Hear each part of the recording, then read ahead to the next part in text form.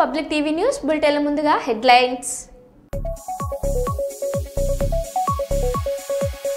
BRS Congress కార్యకర్తల మధ్య ఘర్షణ.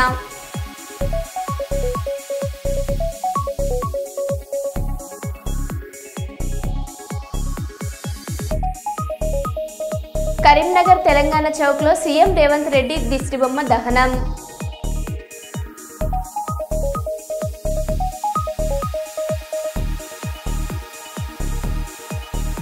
కాంగ్రెస్ బీఆర్ఎస్లపై కేంద్ర మంత్రి కిషన్ రెడ్డి ఆగ్రహం.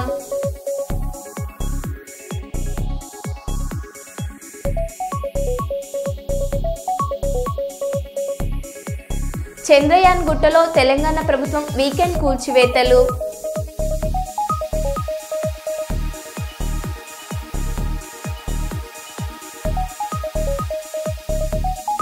దేవునూరు గ్రామంలో రైతులను పరామర్శించిన ఎమ్మెల్యే కడియం శ్రీహరి.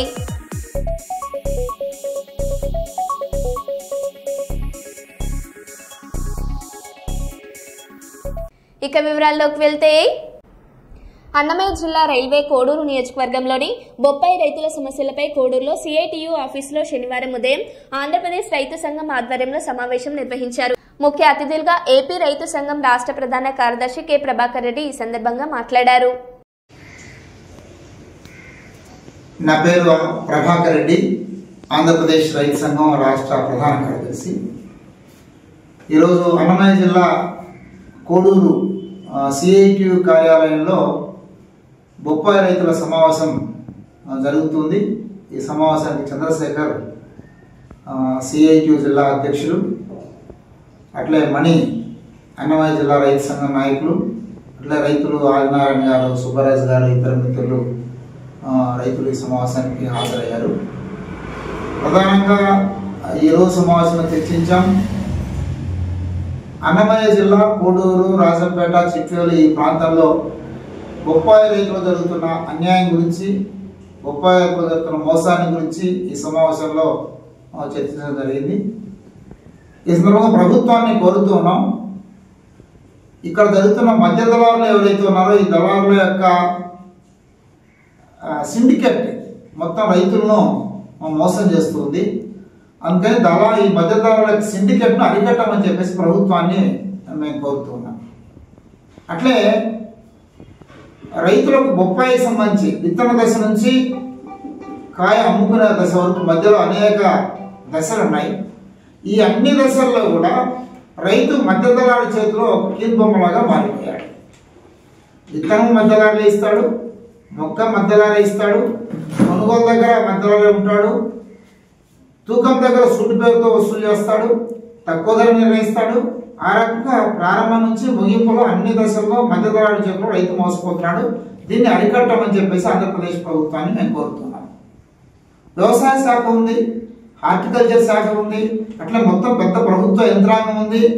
వీళ్ళెవరూ కూడా రైతులు జరుగుతున్న మోసాన్ని అరికట్టడం మా బాధ అని చెప్పేసి అనుకోవట్లేదు అనేది మాకు అనిపిస్తుంది.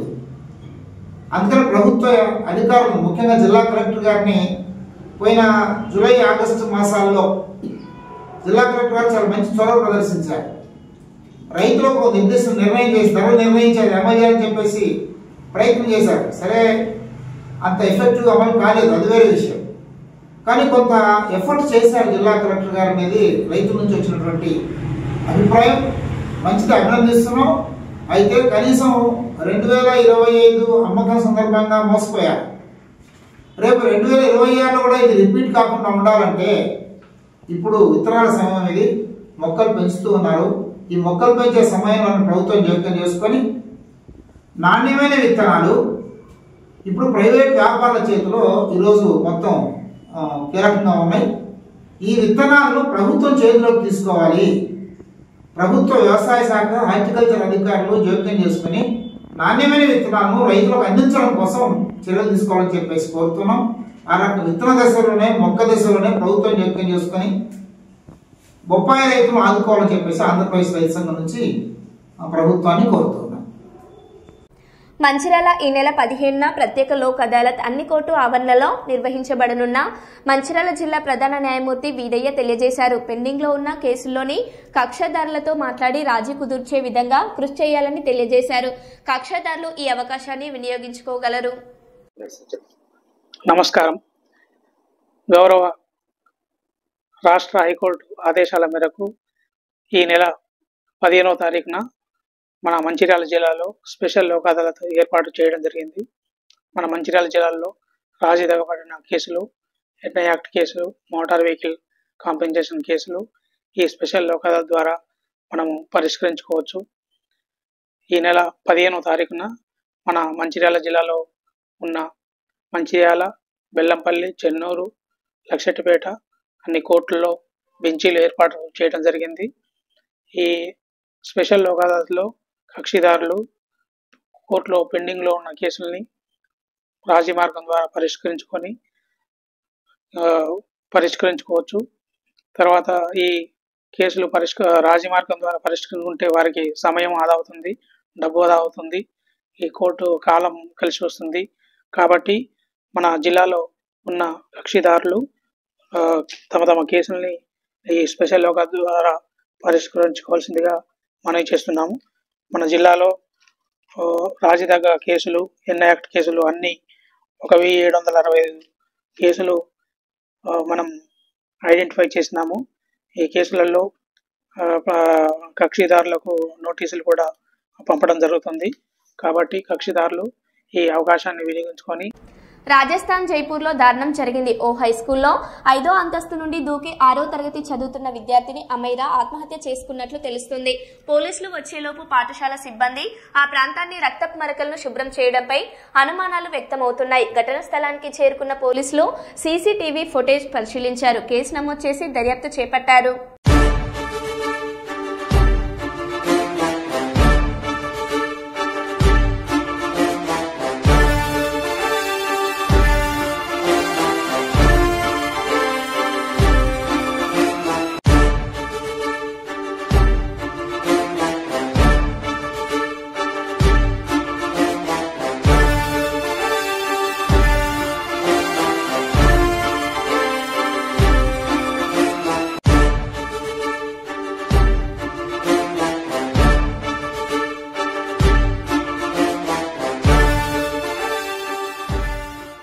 తుఫాన్ ఎఫెక్ట్ కారణంగా వర్షాలకు విశాఖపట్నం అరిలోవ క్రాంతినగర్లో భారీ కొండ చిల్వ ప్రత్యక్షం. దయచేసి అందరూ మీ పరిసరాలను జాగ్రత్తగా ఉంచుకోండి. వర్షం ఉధృతికి విషసర్పాలు, కీటకాలు మీ ప్రాంతాలకు చొరబడే అవకాశం ఉంది కనుక జాగ్రత్తగా ఉండండి అని BR9 టీవీ ద్వారా మీకు తెలియజేస్తున్నాము.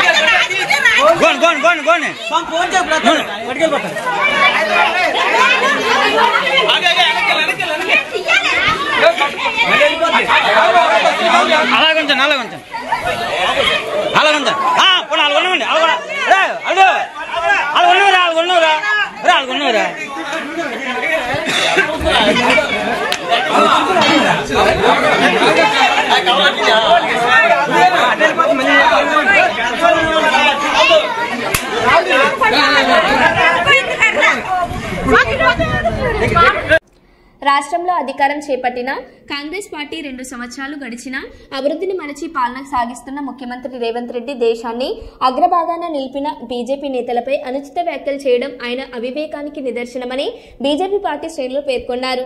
ఆదివారం బీజేపీ మండల పార్టీ అధ్యక్షులు కందుల శ్రీనివాస్ ఆధ్వర్యంలో స్థానిక పూసల చౌరస్తా వద్ద రాజీవ్ రహదారిపై రాస్తా రోకో చేపట్టి ముఖ్యమంత్రి కాంగ్రెస్ పార్టీకి వ్యతిరేకంగా నినాదాలు చేశారు. ఈ సందర్భంగా వారు మాట్లాడారు.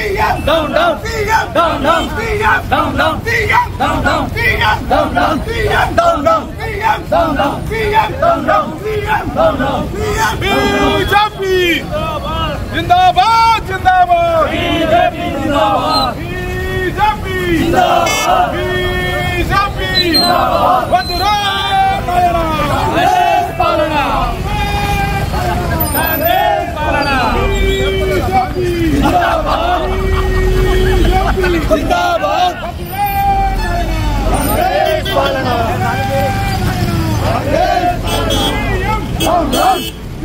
पालना నిన్న జూబ్లీ హిల్స్ బై ఎలక్షన్ ప్రచారంలో భాగంగా తెలంగాణ ముఖ్యమంత్రి రేవంత్ రెడ్డి గారు మాట్లాడుతూ భారతీయ జనతా పార్టీ కేంద్ర మంత్రులైనటువంటి బండి సంజయ్ గారు, కిషన్ రెడ్డి గారి మీద వాళ్ళు అవాకులు చవాకులు పేలడం జరిగింది. మరి ఏదో పాకిస్తాన్కు తొత్తులుగా వ్యవహరిస్తున్నారనేదో అని మాట్లాడడం జరిగింది. వారిని ఒకటే స్పష్టంగా ఒక క్వశ్చన్ తలుసుకున్నారు రేవంత్ రెడ్డి గారిని. సుల్తానాబాద్ మండల భారతీయ జనతా పార్టీ తరఫున రేవంత్ రెడ్డి గారికి మైనారిటీల మీద ఇంతకుముందు ఎన్నడూ లేని ప్రేమ ఈరోజు కొత్తగా జూబ్లీ హిల్స్ ఎలక్షన్ కోసం మాత్రమే పుట్టుకొచ్చింది.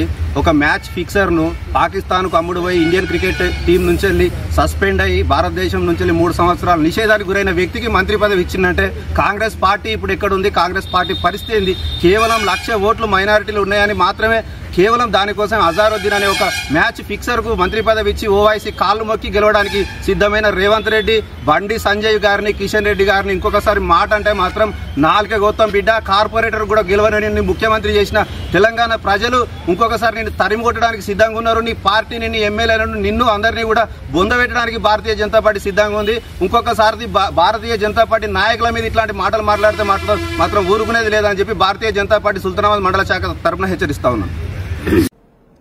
మంచిర్యాల జిల్లా కేంద్రంలోని శ్రీరాంపూర్ ఏరియాలోని RK6 కాలనీలో మంచిర్యాల జిల్లా సింగరేణి విశ్రాంత ఉద్యోగుల సమావేశం జరిగింది. ఈ సమావేశంలో పలువురు విశ్రాంత ఉద్యోగులు మాట్లాడుతూ గత 26 సంవత్సరాలుగా పెంపుదలకు నోచుకొని కోల్ మైన్స్ పెన్షన్ను కరువు భత్యంతో కూడిన పెన్షన్ను 50% పెంచాలని అధికారులకు మాదిరిగానే విశ్రాంత ఉద్యోగులకు కూడా CPM, RS, medical health card 25 లక్షల వరకు వైద్య ఖర్చులు అందించాలని, 2016 నుండి పెరిగిన గ్రాడ్యుటీ 20 లక్షలు విశ్రాంత ఉద్యోగులకు చెల్లించాలని, ఏరియా హాస్పిటల్లో ఉచితంగా వైద్యం అందించాలని, సింగరేణిలో మారుపేర్లు సరిచేయాలని మరియు మెడికల్ బోర్డును వెంటనే ఏర్పాటు చేయాలని, విశ్రాంత ఉద్యోగులు ఎదుర్కొంటున్న సమస్యలను సింగరేణి యాజమాన్యం వెంటనే పరిష్కరించాలని ఈ సమావేశం డిమాండ్ చేసినది. వర్ధిల్లాలి సింగరేణి విశ్రాంత కార్మికుల ఐక్యత, వర్ధిల్లాలి సింగరేణి ఉద్యోగుల ఐక్యత, వర్ధిల్లాలి సింగరేణి ఉద్యోగుల ఐక్యత, వర్ధిల్లాలి సింగరేణి ఉద్యోగుల ఐక్యత. జై తెలంగాణ, జై తెలంగాణ. వర్ధిల్లాలి తెలంగాణ విశ్రాంతి ఉద్యోగుల ఐక్యత, సింగరేణి విశ్రాంత ఉద్యోగుల ఐక్యత, సింగరేణి విశ్రాంత ఉద్యోగుల ఐక్యత. ఈరోజు మన RK6 కాలనీకి సంబంధించిన ఈరోజు మన మంచిర్యాల జిల్లా కేంద్రంలోని RK6 కాలనీకి సంబంధించిన మా విశ్రాంత కార్మికులు సీనియర్ 30 నుండి 30 సంవత్సరాలు తమ రక్తాన్ని సింగరేణి తల్లికి దారపోసి భారతదేశానికి చిరులందించినటువంటి మా విశ్రాంత సింగరేణి కార్మికుల సమస్యలు వర్ణాతీతం అనే విషయాన్ని ఈ సమావేశం ద్వారా మా దృష్టికి తీసుకురావడం జరిగింది. ముఖ్యంగా ఈరోజు మనకు గత 26 సంవత్సరాల కాలం నుండి కూడా మరి 1% కూడా పెన్షన్ పెంచకపోవడం మూలాన మా సింగరేణి విశ్రాంత కార్మికులు దాదాపు 84,000 మంది సింగరేణి వ్యాప్తంగా చాలా ఇబ్బందులకు గురవుతారు. మరి ఆర్థిక ఇబ్బందులతో ఆత్మహత్యలు చేసుకున్న సందర్భాలు కూడా సింగరేణి వ్యాప్తంగా ఉన్నాయనే విషయాన్ని కూడా ఈ సందర్భంగా మనం చేస్తా ఉన్నాం. ముఖ్యంగా 1998లో చేసుకున్న ఒప్పందం మేరకు ఆ రోజు చేసుకున్న ఒప్పందంలో మరి మార్కెట్లో పెరుగుతున్న ధరలకు అనుకూలంగా ప్రతి 3 సంవత్సరాలకు ఒకసారి ఈ పెన్షన్ రివ్యూ చేయాల్సిన మరి ఒప్పందం ఉన్నప్పటికీ కూడా 26 సంవత్సరాల కాలం నుండి కూడా మరి 1% కూడా పెన్షన్ పెంచిన పాపాన పోలేదు. అదేవిధంగా ఈ జాతీయ కార్మిక సంఘాల నాయకులు కూడా పెన్షన్ పెంపుదల కోసం అడిగిన పాపాల పోలేదనే విషయానికి సందర్భంగా మనం చేస్తా ఉన్నాం. ముఖ్యంగా ఈరోజు సింగరేణి ఒకే గమ్యం, ఒకే కుటుంబం, ఒకే లక్ష్యం అని చెప్పుకునే సింగరేణి యాజమాన్యం మరి అధికారులకు ఓ విధంగా, కార్మికులకు, విశ్రాంత కార్మికులకు ఓ విధంగా మరి వివక్ష చూపుతుందనే విషయాన్ని కూడా ఈ సందర్భంగా మనం చేస్తా ఉన్నాం.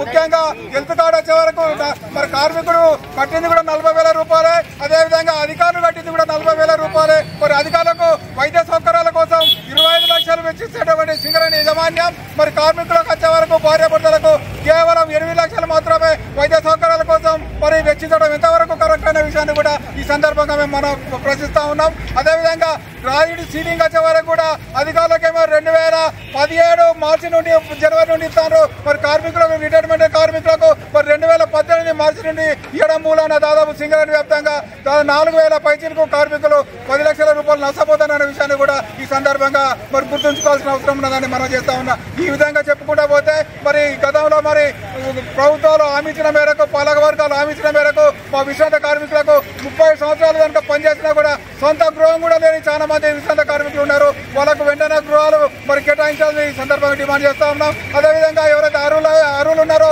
వాళ్ళకు వైట్ రేషన్ కార్డులు కేటాయించాల్సిందిగా డిమాండ్ చేస్తా ఉన్నాం. అదేవిధంగా అర్హులైన మరి విశ్రాంత కార్మికులకు ఆసరా పింఛన్ కూడా మరి మంజూరు చేయాలని డిమాండ్ చేస్తా ఉన్నాం. మరి సమస్యలు చెప్పుకుంటూ పోతే చాలా తేడా అంటుంటారు కాబట్టి ఎన్నో సమస్యలు ఉన్నాయి. ఈ సమస్యల పరిష్కారం కోసం ఏ ఒక్క జాతీయ కార్మిక సంఘ నాయకుడు కూడా ఈ రోజు వరకు పట్టించుకోకపోవడం చాలా బాధాకరమైన విషయం. భవిష్యత్తులో మా సమస్యలను మేమే పరిష్కారం చేసుకోవడానికి ఒక సంఘంగా ఏర్పడి మా సమస్యల పరిష్కారం కోసం మేమందరం కలిసికట్టుగా రాజకీయాలకు అతీతంగా పోరాటం చేస్తామని ఈ సందర్భంగా మేము హామీస్తా ఉన్నాం. జై తెలంగాణ.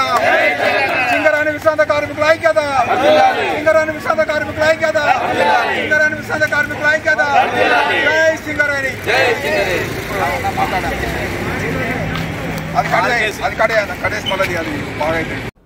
స్థానిక 5వ డివిజన్ కాంగ్రెస్ పార్టీ కార్యాలయం గంగానగర్లో ప్రజల సమస్యలకై పరిష్కార దిశగా కాంగ్రెస్ పార్టీ 5వ డివిజన్ అధ్యక్షులు కుందూరు శ్రీనివాసరెడ్డి ఆధ్వర్యంలో గంగానగర్ కాంగ్రెస్ పార్టీ నాయకులు, సీనియర్ నాయకులు, మహిళా విభాగం, యూత్ విభాగం మరియు గంగానగర్ వాసులు అందరూ కలిసి 5వ డివిజన్ సమస్యలను ఎమ్మెల్యే మక్కన్ సింగ్ రాజ్ ఠాకూర్ 5వ డివిజన్ గంగానగర్ ప్రతి సమస్యలకు గంగానగర్ కాంగ్రెస్ పార్టీ కార్యాలయంలో వారి సమస్యలను శ్రీనివాసరెడ్డి దృష్టికి సమస్య ఎమ్మెల్యే దృష్టికి తీసుకువెళ్లి ఆ సమస్య పరిష్కార దిశగా శ్రీనివాస్ రెడ్డి కృషి చేస్తానని ప్రజలు ఎమ్మెల్యే మక్కన్ సింగ్ రాజ్ ఠాకూర్ దృష్టికి తీసుకువెళ్లి సమస్యలు పరిష్కారం అనునిత్యం ప్రజల సమస్యల గురించి వెండి దండగా ఉంటానని శ్రీనివాస్ రెడ్డి అన్నారు.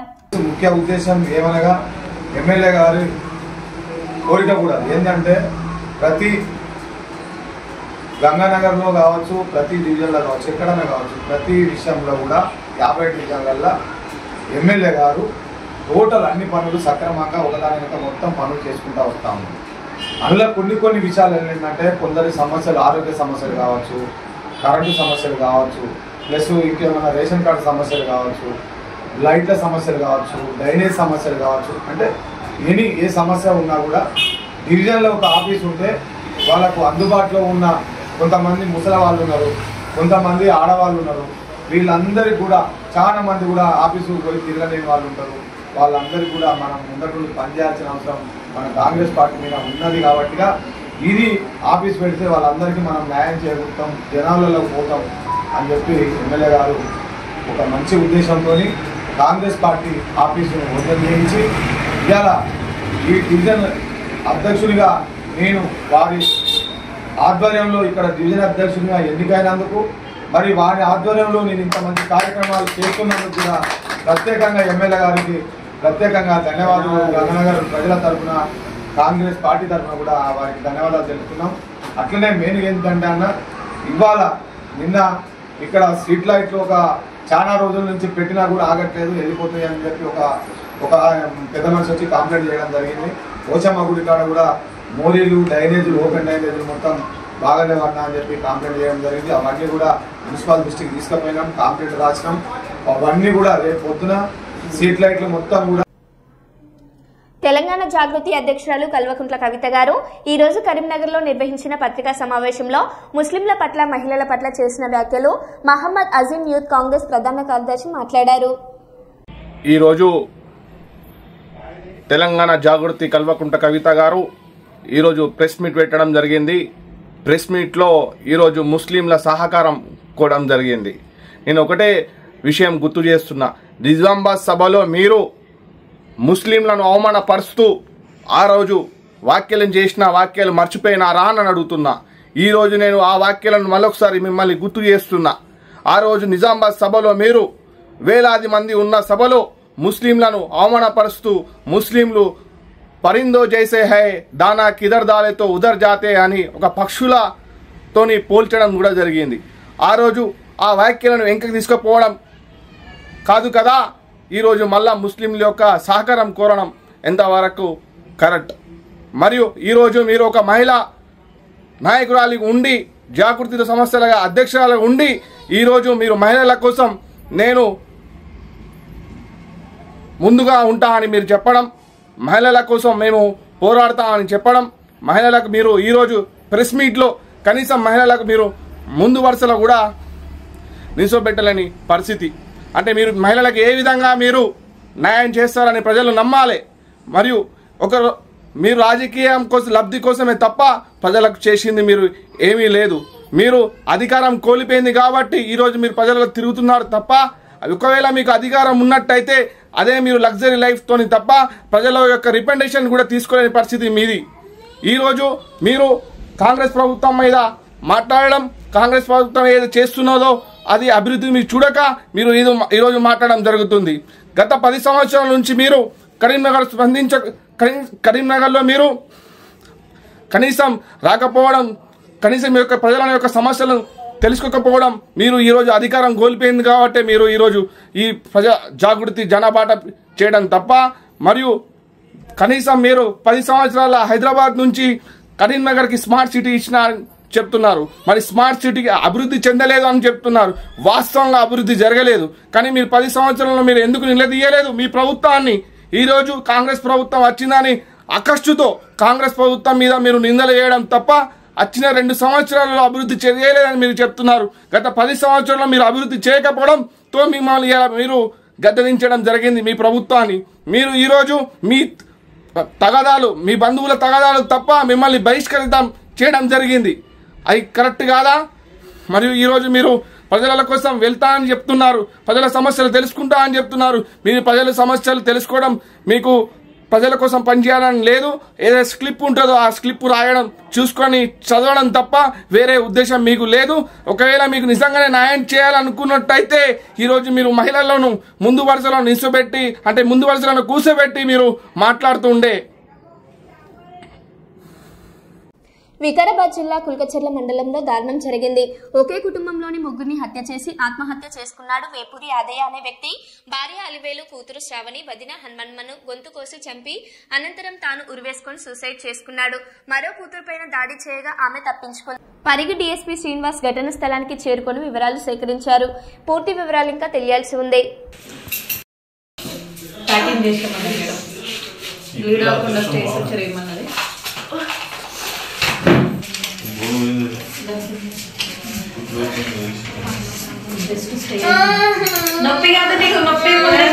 పడేసిందండి.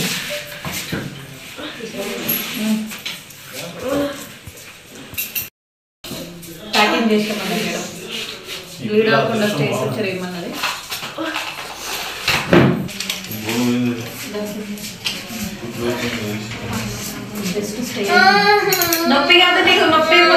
మరో బులెటిన్లో మళ్ళీ కలుద్దాం. Stay tune.